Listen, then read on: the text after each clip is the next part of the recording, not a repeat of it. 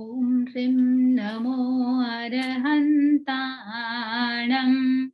ॐ ह्रीं नमो सिद्धाणम् ॐ ह्रीं नमो आयर्याणम्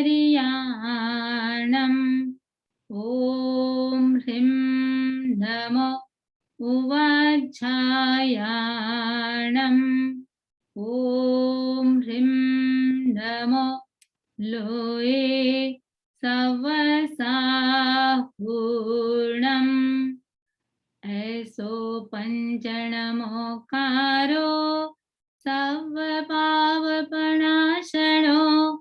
मङ्गलानं च सव्येसिं परमं हवै मङ्गलम् परमं हवै मङ्गलम्।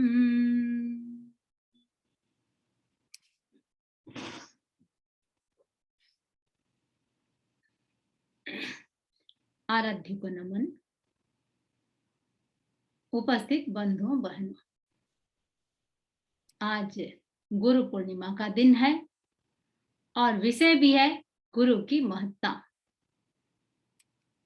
तो विषय गुरु की महत्ता, और वैसे गुरु के बारे में बंधे बंधाए मिनटों में नहीं कहा जा सकता, क्योंकि यह भगवान की महागाथा है।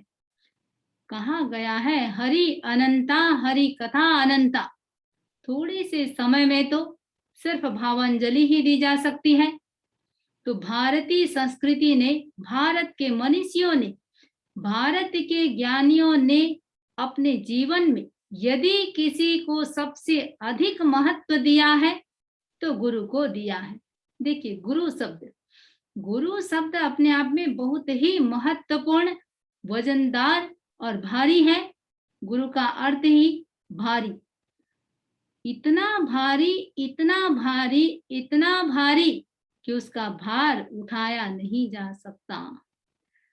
फिर भी सारा जगत गुरु के उपकार का आभारी है और सदियों से दुनिया गुरु का आभार मानती आ रही है।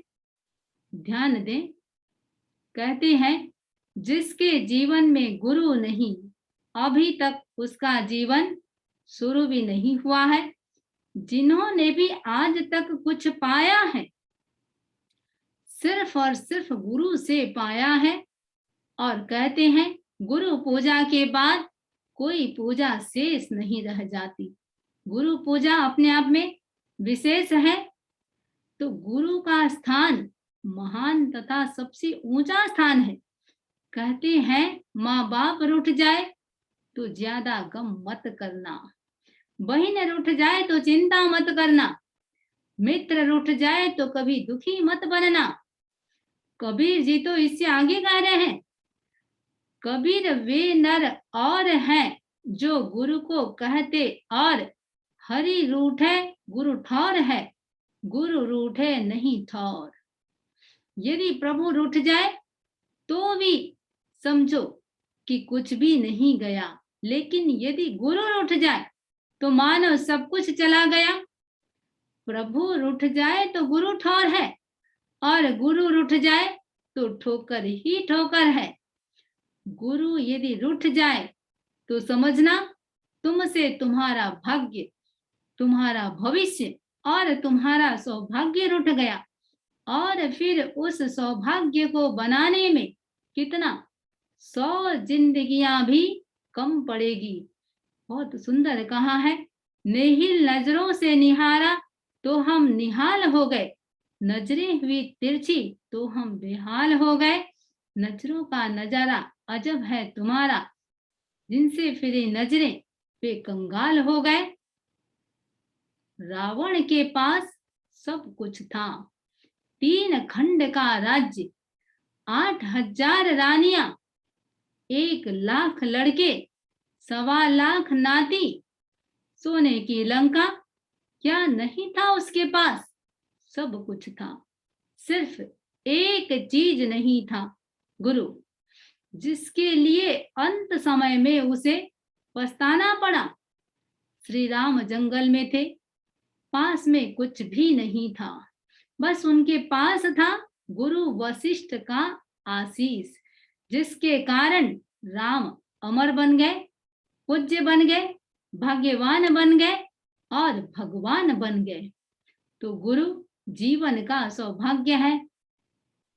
कबीर जैसा प्रज्ञावान ज्ञानी पुरुष क्या कहते हैं, शीश दिए तय गुरु मिले तो भी सस्ता जान, शीश देकर भी गुरु का आशीष मिल जाए कोई महंगा सौदा नहीं होगा, क्योंकि गुरु का आशीष रहा तो गया हुआ शीश भी फिर आ सकता है। आशीष, देखिए आशीष शब्द स्वयं कह रहा है आ प्लस शीश, यानी गया हुआ शीश भी आ जाएगा।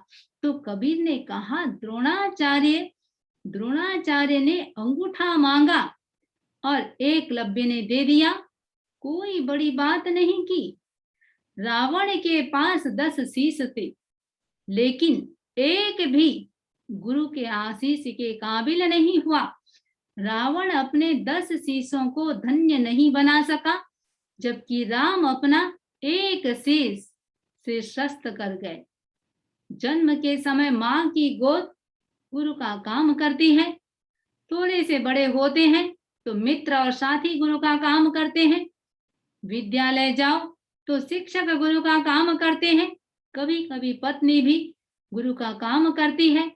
स्किल डेवलप के लिए अनेक ट्रेनर जो होते हैं वो भी गुरु का काम करते हैं, लेकिन दुनिया से जाने के लिए एक गुरु की आवश्यकता होती है जो सत्य से साक्षात्कार कराता है।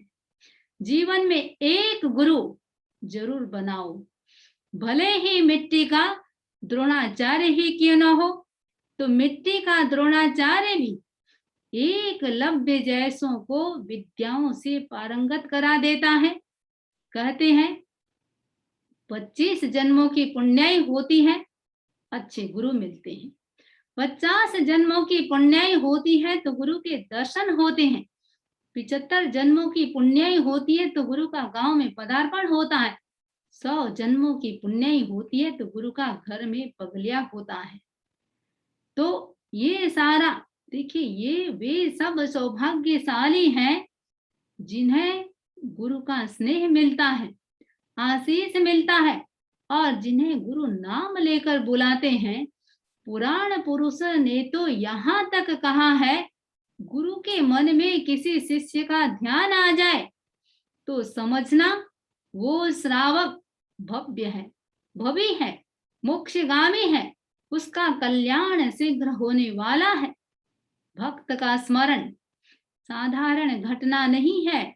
हाँ, ऐसा नहीं कि शिष्य ही गुरु को खोजता है, गुरु भी योग्य शिष्य को खोजते हैं जिसे अपना सारा अनुभव उन्हें दे सके। तो आत्मज्ञान को पाने के लिए सद्गुरु की आवश्यकता होती है, तो सद्गुरु से ही आत्मज्ञान को पाया जा सकता है। तो गुरु जो है वो मार्गदर्शक होते हैं, मंजिल होते हैं, सब कुछ होते हैं। गुरु की आंखें पारदर्शिनी होती है। गुरु के लिए कहा गया है चक्षु दयानम, मग्ग दयानम, शरण दयानम, बोहि दयानम। गुरु चक्षु दाता है, मार्ग दाता है, शरण दाता है, बोधि दाता है। कसायों की भयंकरता कौन समझाता है, गुरु ही समझाते हैं। गुरु दुर्गतियों के दरवाजे पर ताला लग जाए ऐसी हित शिक्षाएं देते हैं। फिजिकल, मेंटल, इमोशनल सभी दुखों की दवा जिसके पास है वह है गुरु। व्यक्ति, देखिए गुरु व्यक्ति नहीं है, परम तत्व है। आज चाहे हम ब्रह्मा कहते हैं, विष्णु कहते हैं, महेश कहते हैं, सब गुरु ही है। हमने भगवान को नहीं देखा, ये ब्रह्मा विष्णु महेश को नहीं देखा, किसी और भगवान को नहीं देखा, कोई तीर्थंकर को नहीं देखा, कोई देवी देवताओं को नहीं देखा। इन सब का प्रतिनिधित्व करने वाला है कोई, वो है गुरु। जैसे प्राइम मिनिस्टर पूरी जनता का, पूरे देश का प्रतिनिधित्व करता है, वैसे ही पूरे कॉस्मोस का प्रतिनिधित्व करता है गुरु। गुरु एक तरफ शिष्य को स्वयं से परिचय करवा देता है, तो दूसरी तरफ पूरे कॉस्मोस से परिचय करवा देता है। उस कॉस्मोस, उस ब्रह्मांड से जहां सब कुछ व्याप्त है, अष्ट सिद्धि, नौ निधि, सर्व तरह के परमाणु, जहां पर पीस भी है, प्लेजर भी है, सभी प्रकार के सुख भी है, गुरु हमें अंगुली पकड़कर आगे ले जाता है। चाहे वो वर्चुअल हो, इंटरनल हो, एक्सटर्नल हो, भाषा तत्वों से हो या मौन तत्वों से हो, हमको हर एंगल से गुरु आगे ले जाता है। ज्ञान, दर्शन और चारित्र तीनों का जीवन में समावेश कराने वाला कोई है, वो है गुरु। गुरु कहते हैं शिष्य के भीतर छुपी गुप्त शक्तियों से शिष्य को रूबरू करा देते हैं।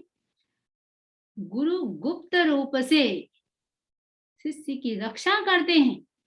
उपनिषदकार कहते हैं सर्व शरीरस्य चैतन्य प्रापको गुरु रूपस्य। शरीर के भीतर छिपी चेतना को जगाने वाला, आत्मा को चैतन्य बनाने वाला कोई है, वो है गुरु। गुरु अपने स्पर्श से दीपक को ज्योतित करने वाला ज्योति पुंज होते हैं। घर से बाहर निकलते हैं, आप घर से बाहर निकलते हैं, गाड़ी में बैठते हैं, ऑफिस जैसा स्थान या कहीं भी जाते हैं, व्यक्ति कहीं भी जाता है, इस भू पर, पूरे भूमंडल पर कहीं भी जाता है, जीपीएस लगाता है, उस पर भरोसा करता है। देखिए, नॉन लिविंग भी भरोसा करता है और अपने गंतव्य स्थान पर पहुंच भी जाता है। GPS, geographical positioning system. आप कहाँ खड़े हो, कहाँ पहुंचना है, कौन बता देता है? सब कुछ जीपीएस बता देता है। ये भौतिक लोक की बात हुई। अध्यात्म के भी जीपीएस हैं। कौन? गुरु। गुरु पोजिशनिंग सिस्टम। लोकोत्तर के लिए देखिए, सर्वज्ञ की वाणी ही प्रमाण पुरुष है। उनकी वाणी को पुनर्जीवित कर रहे हैं गुरु। गुरु वाणी पर यदि श्रद्धा करते हैं, वहां पहुंचेंगे जहां पहुंचना चाहते हैं। गुरु लोक और लोकोत्तर के पोजिशनिंग सिस्टम को जानते हैं। गुरु हमें लघु से गुरु, आत्मा से परमात्मा, बिंदु से सिंधु, नर से नारायण, भक्त से भगवान बना सकता है। उनमें कहते हैं, गुरु के लिए कहा जाता है, ऑटोमेटिक कॉस्मोस से ऐसी ऊर्जा मिलती है, इतनी उनमें शक्ति होती है कि शिष्य के भीतर व्याप्त नेगेटिविटी अपने आप दूर हो जाती है। जैसे एकलव्य कभी भी द्रोण से शिक्षा प्राप्त नहीं की। द्रोण की प्रतिमा सामने रखा एकलव्य ने, अर्जुन से भी ज्यादा बड़ा धनुर्धर बन गया। तो गुरु का नाम स्मरण, गुरु की ऊर्जा से, शक्ति से, परिणमन सिद्धांत के द्वारा गुरु की एनर्जी को अट्रैक्ट कर लेते हैं और अपने जीवन को सार्थक बना लेते हैं। देखिए, समुद्र को कोई भी घर तक नहीं ला सकती। यदि समुद्र से एक पाइप अपने घर लगा लेते हैं, तो हम चाहे जितना पानी घर में ला सकते हैं। तो गुरु वह माध्यम है जो पूरे कॉस्मोस की एनर्जी को, तीर्थंकरों की एनर्जी को, आराध्य की एनर्जी को, परम तत्व को, आत्मज्ञान को जैसे जैसे जरूरत होती है, द्रव्य काल के अनुसार हमें प्रदान करते हैं और जीवन को सफल और सार्थक बना देते हैं।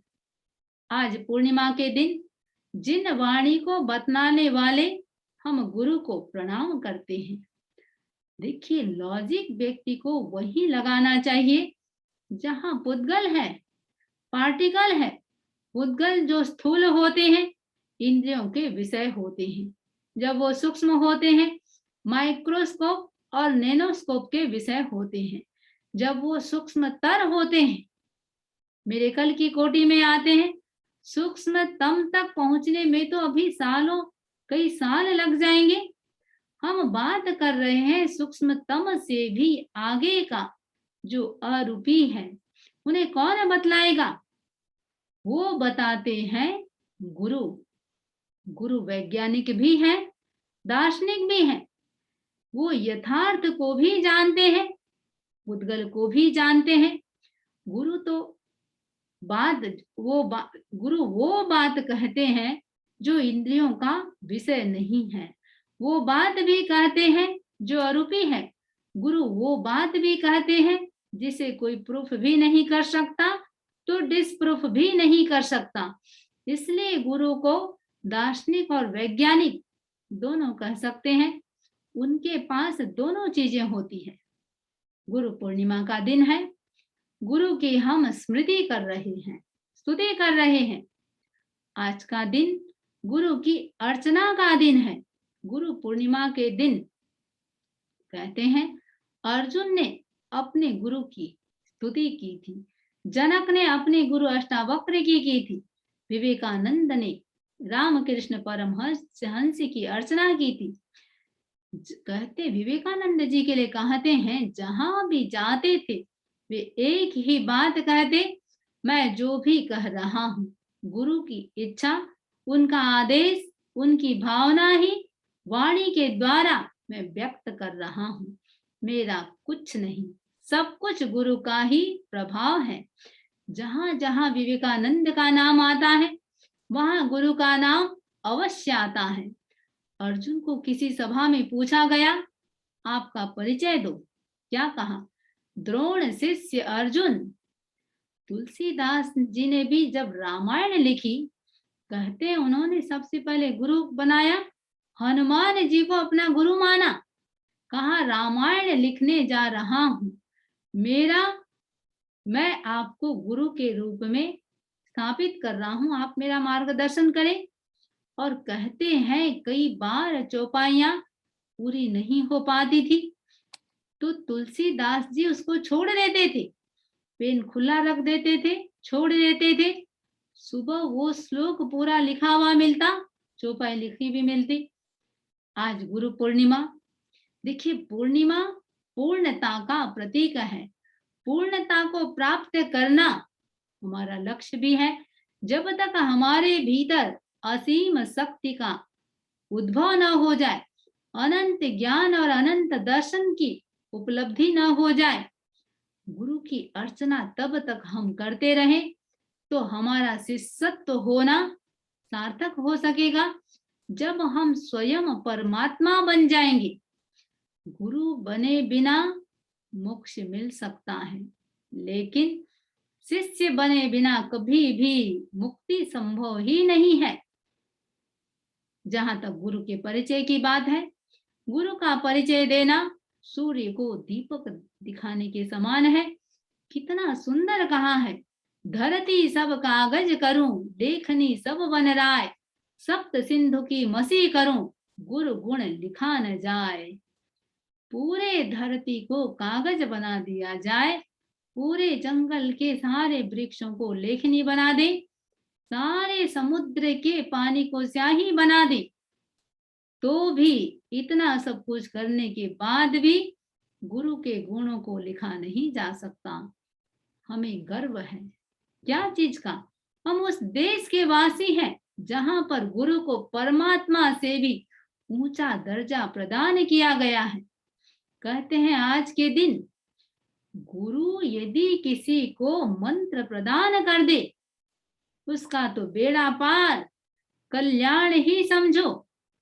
गुरु को यदि शिष्य अपना हृदय समर्पित कर देता है तो समझे असली भक्ति आपको प्राप्त हो गई। एक समर्पण भाव से मिट्टी का घड़ा मंगल कलश बन जाता है, और मिट्टी का समर्पण जहां मिट्टी को मंगल बना देता है, वहां शिष्य का समर्पण शिष्य को महामंगल बना देता है। समर्पण मीन्स क्या? समर्पण मीन्स शिष्य और गुरु की एकाकारता, एकात्मकता। गुरु की सच्ची सेवा क्या है? यही है आज्ञा गुरुणाम विचारणीया। गुरु की आज्ञा कभी भी कोई तर्क नहीं होनी चाहिए, बिना तर्क वितर्क गुरु की आज्ञा को माननी चाहिए। एक बार कई बहनों की दीक्षा हो रही थी, तो कहा गया, शायद आचार्य महाप्रज्ञ जी ने कहा, यदि गुरु तुमको कुएं में कूदने के लिए कहे, क्या करोगे? उस समय एक तो ये कहना कि ऐसा कहेंगे ही नहीं, उत्तर होना चाहिए यदि कहा तुरंत हम कूद जाएंगे, बिना कोई तर्क वितर्क। जो भी आदेश हुआ तुरंत उसको मानना। और कहते हैं, देखिए, गुरु बनाने के बाद कभी भी गुरु की परीक्षा नहीं की जाती, बल्कि शिष्य को परीक्षा देनी पड़ती है। हमें परीक्षा नहीं, बल्कि गुरु के वचनों की हमें प्रतीक्षा रहे। कहा जाता है, मित्र के उपकार का बदला कुछ भेंट देकर लौटा सकते हैं। माता के उपकार का बदला साता और समाधि देकर चुकाया जा सकता है।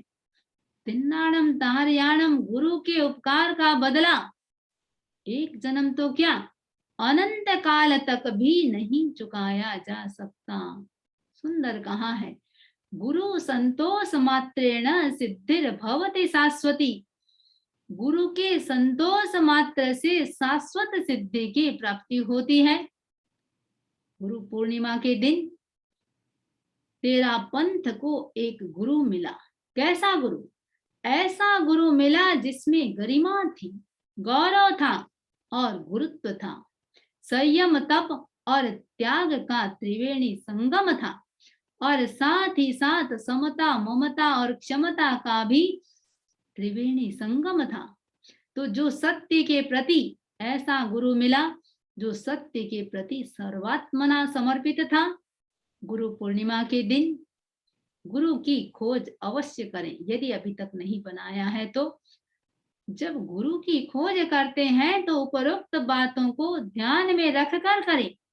जो भी इन कसौटियों पर खरा उतरे और कहे मेरा समर्पण एकमात्र सत्य के प्रति है, आत्मा और सत्य के अतिरिक्त और सब चीजें मेरे लिए ब्रह्मजाल है, उसे अपना गुरु स्वीकार कर ले।